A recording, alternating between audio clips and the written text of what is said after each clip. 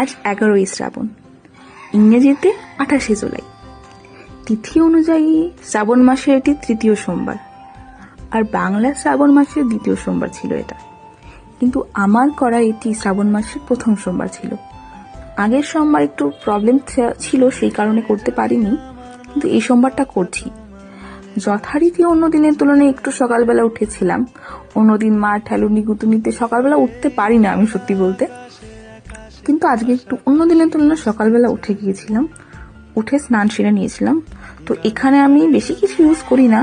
প্রথমে একটা গোলাপ জল ইউজ করেছি, তারপরে ডট অ্যান্ড কি ময়শ্চারাইজার, যেটা আমি সবসময় ইউজ করে থাকি। আর তারপর এই পুজোর জোগাড়। প্রথমে বাড়ির পুজো দেব, তারপরে মন্দিরে যাব। তো ফুল আগে থেকে তোলা ছিল, এখন তুলসী পাতা আর এই যে বেলপাতা, যেটা ছাড়া ভগবান শিবের পুজো অসম্পূর্ণ। শুনেছি মহাদেবকে শুধু বেলপাতা আর একটু দুধ গঙ্গা জল দিলেই মহাদেব সন্তুষ্ট হয়ে যায়, আর কিছুই প্রয়োজন হয় না মহাদেবের পুজোয়।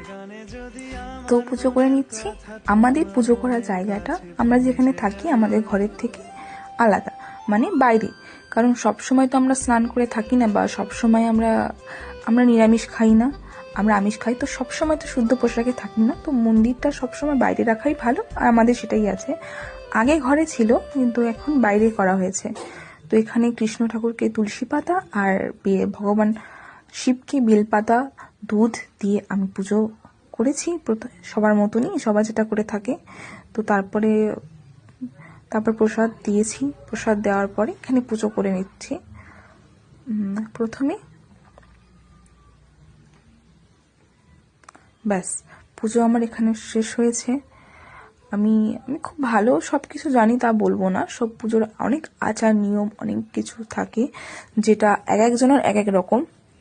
আমি আমার মন থেকে, আমার শ্রদ্ধা অনুযায়ী আমি যেরকম পারি সেরকম ভগবানকে দেওয়ার চেষ্টা করি পুজো। ভগবান আশা করি সেটাতেই গ্রহণ করে, কারণ মন থেকে দিই।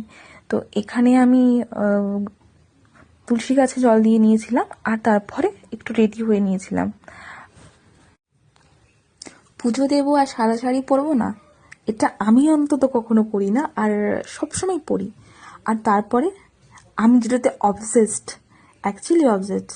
সব সময় আমি পড়ি। আমার খুব খুব খুব পছন্দের, বলা চলে খুবই পছন্দের, খুব ভালো লাগে। সপ্তাহে বৃহস্পতিবার হোক বা সোমবার আমি একদিন আলাদা পড়ি। আর এখানে আমার মা পুজোর ফল বানিয়ে রেডি হয়ে গেছে। সোমবার বলে কথা, বৃহস্পতিবার আমি আর মা দুজনেই করছি। তো এখানে মন্দিরে আমরা পৌঁছে গেছিলাম। মন্দিরে তখন পুজো শুরু হয়ে গেছিলো, একটু লেট হয়ে গেছিলাম আমরা ঘরের পুজো দিতে।